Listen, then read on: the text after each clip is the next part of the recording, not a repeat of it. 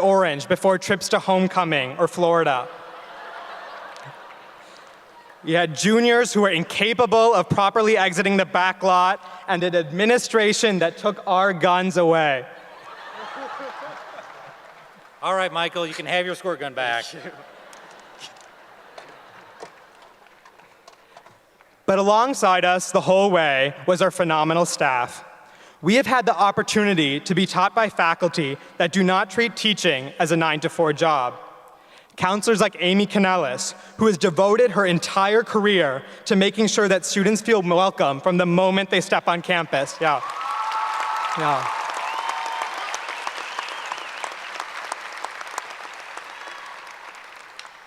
Her advocacy for mental health and her uncanny ability to be a student's biggest cheerleader during their 4 years at West transcend what is typically expected of a high school counselor. Teachers like Mitch Gross and Brady Shutt, who have been the rock for educators in this district for over a decade, and whose work in the teachers union alongside Ms. Johnson has secured the livelihood for teachers for the next 2 years. They have both shown what passion and love for your work can do, especially in a time when both the federal and state levels of government seem to belittle public education.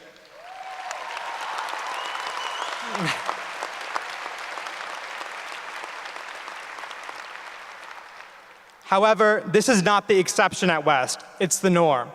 I have never seen someone who works as meticulously as Becky in the main office or spends so many hours with students at Java House than Mr. Witt or Mr. Bach. I don't think anyone has spent more nights after school than Ms. Whitaker or workshopped more essays than Mrs. Barnhouse or Mr. Fries. All of our tireless secretaries, paraeducators, janitors, and cafeteria workers whose work often goes unnoticed but were crucial to our collective high school experience.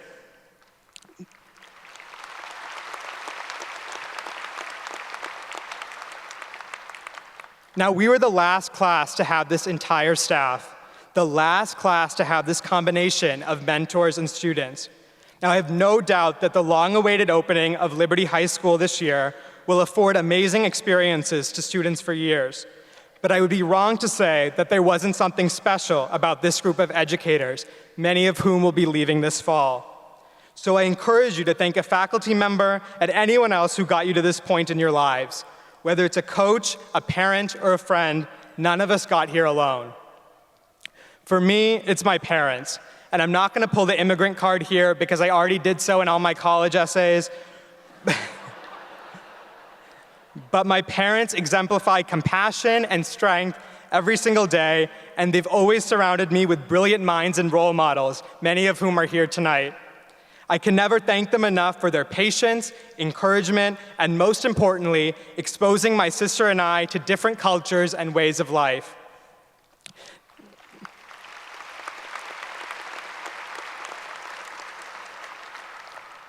Now, all of us will experience inevitable change. Whether you're going across town to the University of Iowa, taking a gap year abroad, heading into the armed forces, or starting a new job, no one can resist this change. Naturally, many of us will flock to whatever we're familiar with. These social circles may be constructed around race, gender, sexuality, or interest, and it's okay to find comfort in people that are familiar to us. But don't let this restrict you from exploring the larger world. In her book, My Beloved World, Supreme Court Justice Sonia Sotomayor recounted her time as being one of the handful of Latino students at Princeton University. She says, "It's important to draw strength from your community. All of us need the security of what is familiar to us. But don't isolate yourself in what you know. Keep a tie, keep tethered to it, so you don't lose an idea of what you came from and what it gave you. But then go off on your rocket ship and explore the universe." So whatever groups you identify the most with, whether it be a faith community, a basketball team, or group of close childhood friends, but don't let that stop you from seeking out people who are different than you. Make an effort to talk to people who don't just look differently from you, but think differently than you. Look for people who grew up in a different environment and have differing political and religious views than you. You know, people tout West High's diversity a lot. It's been covered in the media this whole year. However, there's no point in living in a diverse community if you place yourself in a bubble or echo chamber and self-segregate. My most valuable conversations at West and in Iowa City have been when I take full advantage of the diversity around me, and I encourage you to do the same.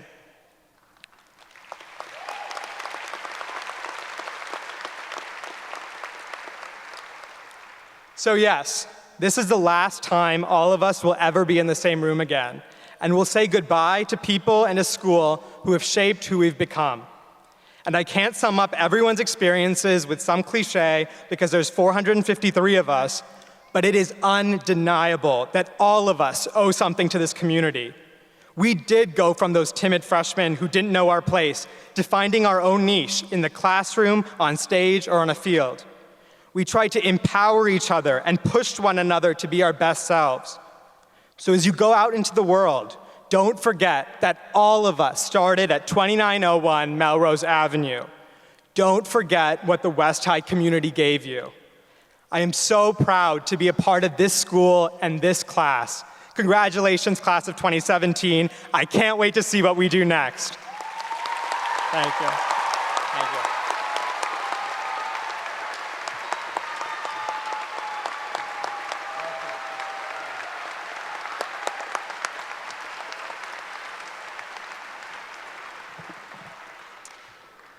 To introduce the commencement speaker, we're going to bring to the podium your senior class vice president, also a varsity athlete in volleyball, basketball, and now soccer, also one of your valedictorians, and she's also just one all-around really nice person. So please welcome Allie Tauken.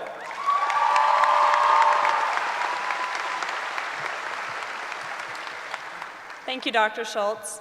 When the ballots were counted and the winner was announced, I was beyond excited to hear Mr. Iannone would be speaking at our graduation. He is an outstanding teacher with a long list of achievements. And on top of that, many of us in this class have been granted a longer relationship with Mr. Iannone, going back to the Viking times in 8th grade. In addition, Mr. Iannone sponsors many clubs, including the robotics. His passion and dedication to the students and robots was very evident in this year's success. Under his guidance, the robotics team got their first state championship, placing first out of 48 teams and advancing to the super regionals. As a social studies teacher, Mr. Iannone makes class engaging and relevant every day, going beyond the textbook and surface level of knowledge. I have been privileged to be a part of his History of Europe class. Not only has he provided me, as well as all of his students, with a wealth of knowledge about history, but also how to be a successful student and member of society. He sets his students up for success by making his classroom a safe space and challenging students in new and creative ways, from note-taking strategies and test-taking tips to working with all kinds of people and respecting everyone's cultures and views. He exemplifies what a well-rounded citizen looks like. A day does not go by he isn't standing in the hallway, greeting his students by name and asking how their day is going. Mr. Iannone is a great role model in preparing us for our next chapter. One of the most important things Mr. Iannone has taught me, as all of the rest of the class, is how to continue your passion. Throughout numerous times in his life, it would have been easy for him to leave his guitar playing days in high school. But instead, he has continued one of his favorite pastimes. Now, every month, he treats his students to a guitar concert by playing and singing a few song covers. It brings smiles to the students and joy to his day. As we move into our next adventure, it's important to remember to make time for the things we love to do most, just as Mr. Iannone does. In only his 4th year at West High, it is clear that Mr. Iannone is making his mark. His legacy at West will only continue to grow from here. Ladies and gentlemen, it is my pleasure to introduce you to Mr. Iannone.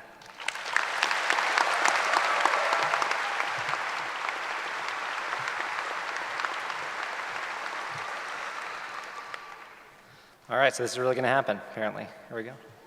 It's me up there. Thank you. I'd say it's a pleasure to be here, but in all honesty, I have mixed feelings about being up on stage tonight. It does make a certain kind of sense. This class of 2017 and I go way back, many of you to our days at Northwest together, when you were just emerging from the hormonal haze of 7th grade, and some of you have taken 2, 3, or even 4 of my classes. Just for perspective, I've been teaching for a decade now, and I've known some of the students in this room for more than half of that. On the other hand, given all of that, the fact that anyone in this room thinks that I have anything left to say that you haven't already heard me say 2 or 3 or 4 times, I can only assume you're hoping for some greatest hits. So with that in mind, I'd like to dedicate the rest of my time to a quick 30-minute review of the French Wars of Religion in the 16th century, and there will be a test afterwards. I was told that joke wouldn't land, but it did. Thank you. I actually struggled with this speech. I talk in front of people every day, and it's not usually something that I have a problem with, but I realized that today I couldn't just ramble incoherently because your parents are here. So the first thing I had to do was decide on tone, and I think it's possible I may have a reputation for sarcasm, but I decided to try to avoid that as much as possible tonight. I'm not really going to try to be funny, sorry. This is my last chance to lecture you, and I don't want to waste it. So next I had to decide on message. And in my first draft, I was totally committed to avoiding all of the typical graduation speech cliches. I wasn't going to give you advice for your future, no famous quotes. I was not going to flagrantly try to make your big day all about me by telling you my story.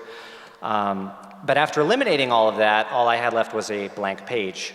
So I started over and surrendered fully to all the classic tropes, and so here is a bunch of cliches. Let me start with some advice about your future.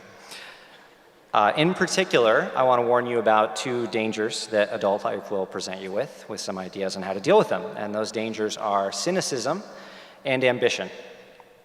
So I want to tell you a little secret, but it's just between us, so I need you all to lean in. Closer. That's good. This is how to appear to be wise. If you want people to think you're wise, all you have to do is always predict that things are going to get worse. No matter how great things seem to be going in the world or in your life or in the lives of your friends and family, just point out over and over again that it can't last and that something terrible is going to happen. I promise you this will work, because if you do it often enough and if you're patient enough, you will always be right. Just make sure you're also there then to say, I told you so, because people love that. The problem with this tip is that it's a trick. It's faux wisdom. Not just because it's far too easy, but because it all too easily becomes a self-fulfilling prophecy.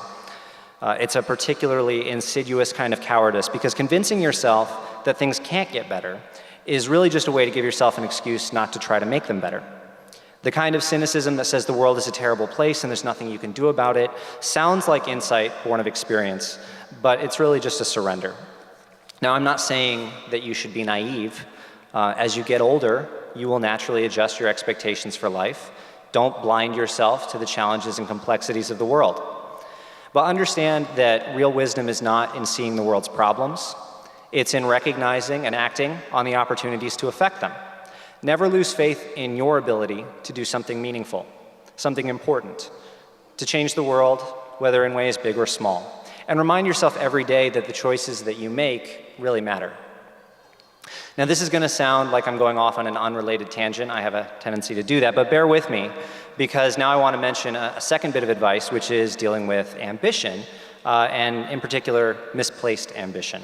And for this, I need to tell you just a little bit of my story.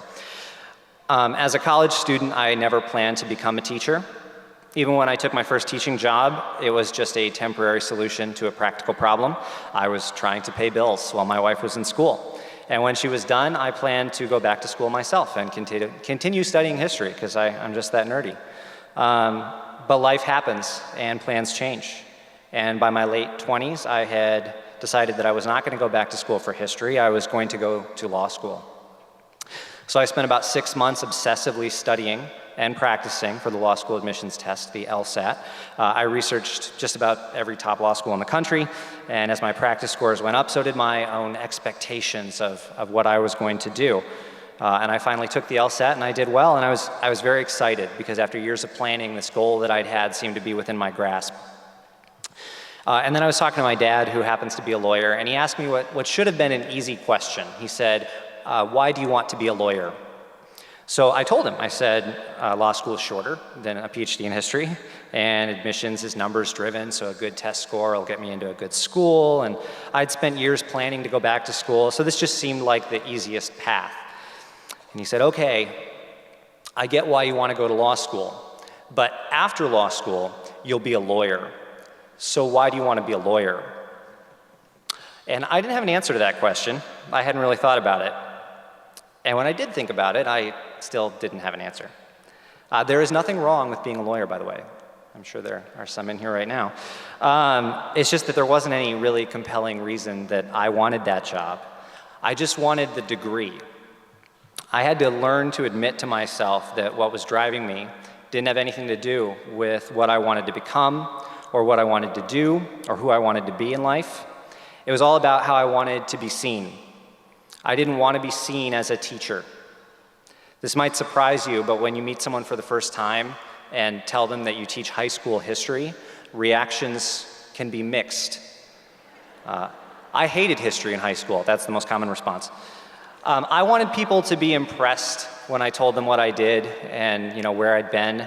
I wanted external validation, my self-image confirmed in the way that others saw me. This was not an easy thing to admit to myself, and it's not an easy thing to admit to you because it sounds very shallow and ugly, but it's the truth. I wanted recognition. And that's not evil, by the way. That's very human. The problem isn't that validation or recognition are bad, it's that they don't work. Take college admissions, for example, something you're vaguely familiar with at this point.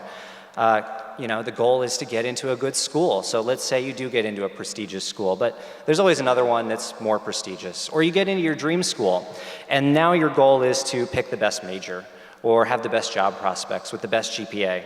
Oh, and the honor society, and then the best grad school, and then a good job right out of college, and it goes on and on. My example here is academic and career focused, but it could be anything: sports, music, art, whatever field in life you hope to make your mark on. Once you start down the path of chasing someone else's definition of success, it's only a matter of time before you feel like a fraud and a failure, before you feel like all your ambitions are being thwarted. And when failure inevitably comes in a month or a year or a decade, it can leave you feeling depressed and angry, bitter and cynical. Now, I'm not saying that you shouldn't dream big. Of course, make lofty goals. And when you decide that you really want something, don't let any amount of setbacks push you off course. But make sure you're chasing things that you genuinely want, and not just things that you're supposed to want. It's far too easy to become fixated on what you hope to be in the future and forget to think about who you are and what you're becoming now in the present. You become so concerned with the trappings of success that you forget why you wanted any of it in the first place. So this is the balance that I would encourage you to strive for, and it's a narrow path. Avoid cynicism. Take your capacity to do meaningful things seriously, but never take yourself too seriously. Don't let the constant glittery distractions of praise and things and money divert you from goals that are actually worth having. I believe I've found this balance in my life, though it's always tenuous and in need of reaffirmation. But I like to think that I've found a place where I can make a difference. And that can sound grandiose, but I don't think it is, because making a difference in the world can often be as simple as making a difference in the lives of people that you care about. Even that can sound very difficult. But often all it takes is remembering to tell the people that you care about how much you care about them, and to do it with total sincerity and without embarrassment. This is a bittersweet moment for me. It's a big year with West High about to enter into a major transition, and I cannot think of a better graduating class to mark that change than this one. I am so excited to see the lives that you all make for yourselves, and I'm very sad to see you go. So I just want to tell all of you, with total sincerity and without any embarrassment, how much you mean to me. I hope that you can all find something in your life that is, oh my goodness.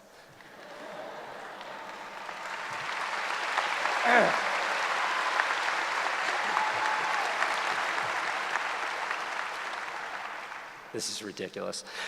That you can find as rewarding as I find working with students like you. And at the risk of ending on a completely sappy note, I just want to let all of you know that while you are not my students anymore, I will always think of you as my kids. Thank you.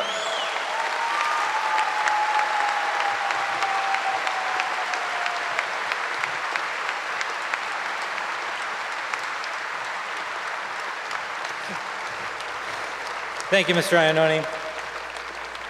At this time, I'm going to ask our senior choir members to come over to the section over here.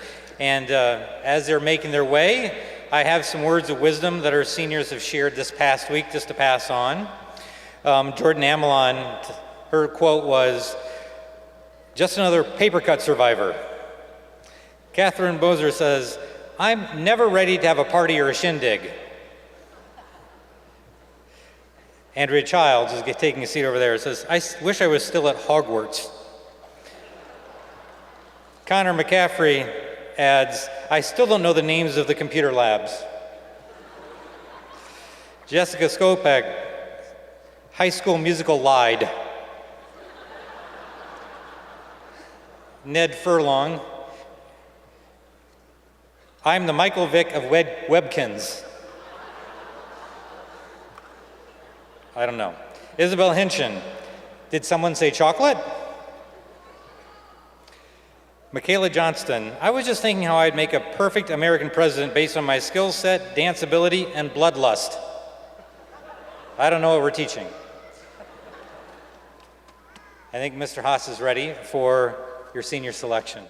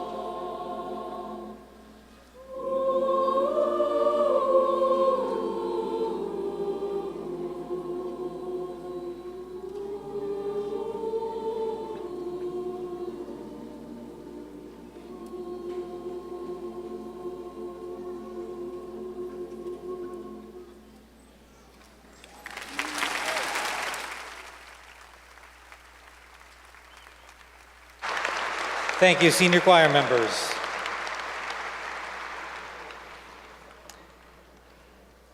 few more words of wisdom for the class of 2017. I only came to school because that's where everyone else was during the day, says Jabba Kita.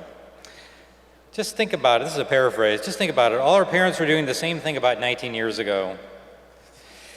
I let the dogs out, says Shay Lewis. The superintendent isn't actually my dad. I just never corrected anyone, Andrew Murley.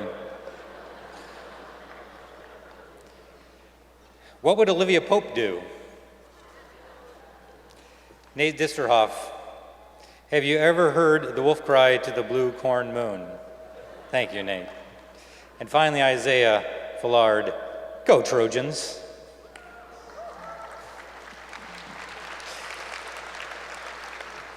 The Distinguished Alumni Award goes to the Westside graduate who has excelled in one or more facets of life. Our distinguished alumni this year has excelled in several phases of life since graduating 20 years ago, but giving back has been his life's calling.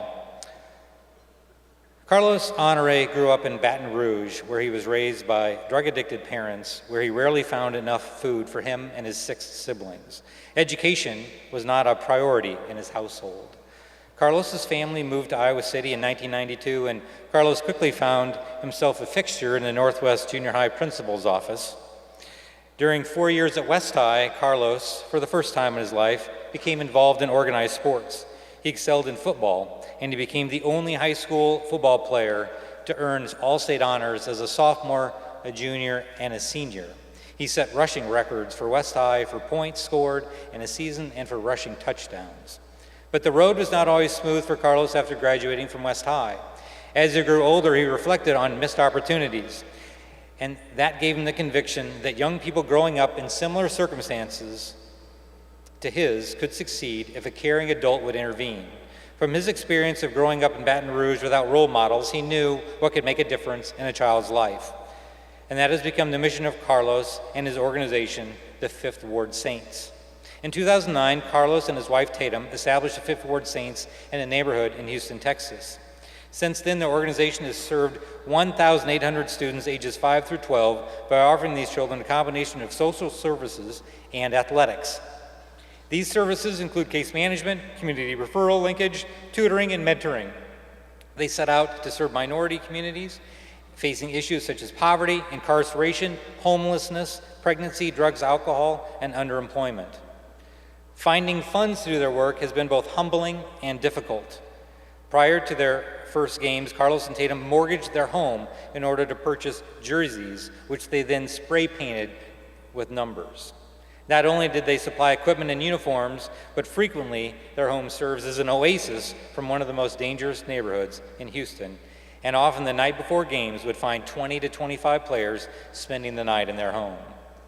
Let's take a look at this brief video, which shows part of the journey of Carlos and the Fifth Ward Saints. I want to be a Fifth Ward Saint. I want to be a Fifth Ward Saint. I will be a Fifth Ward Saint. I am a Fifth Ward Saint. I'm a saint. I am Fifth Ward. I am Fifth Ward. We want to pray for the Fifth Ward Saints. We heard they stolen the football equipment. I know you gave it to them before. We can do it again.